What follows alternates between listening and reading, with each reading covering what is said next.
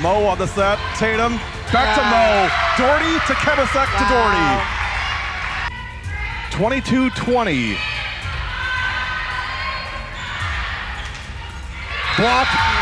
Mo Daugherty. Boy, has Mo come up big in this one. Set up for Wooker and destroyed it. And that's your match. Lancers win it 3-1.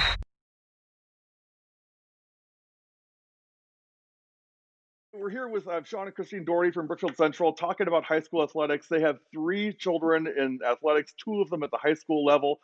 So Molly, got the chance to meet you the other night. We won't talk about you tonight, but thinking about you and can't wait for you to get to the high school level and watch you play and cover you on W7 very soon.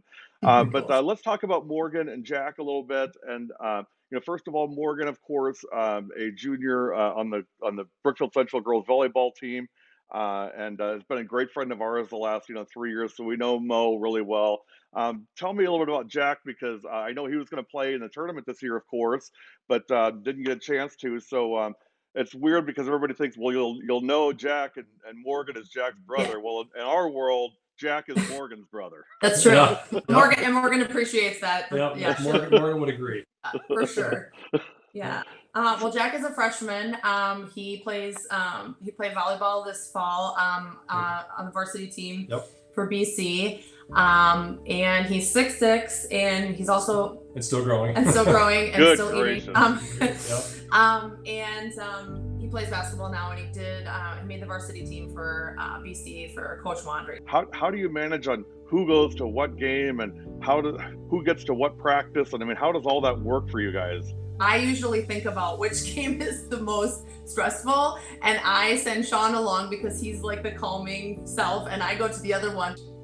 We are big believers in the process. We are big believers in the kids learning from different coaches, learning from different coaching styles. We are big believers in the kids focusing more on what they can give versus what they can get. Part of the process is going through disappointment, is navigating through challenge and adversity, is figuring out how to deal with things that don't go perfectly, because that's life. And so we've really tried to let the kids work their way through that. I think that's built confidence. Looking back on the way that we handled youth sports with the kids, we have no regrets. We were not nearly as intense as many of the other families in our community that were just, their kids were enrolled in high travel, high demand, high commitment sports by 3rd, 4th grade.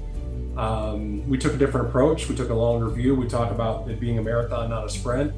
It was important for us that the kids had balance. It was important for us that the kids didn't burn out. It's important for us that they played multiple sports, that they took vacations, that they had friend time. They all have their black belts in karate. They spent 4 years each, and that was a great thing for them, for their physicality, their mentality, their confidence, their communication.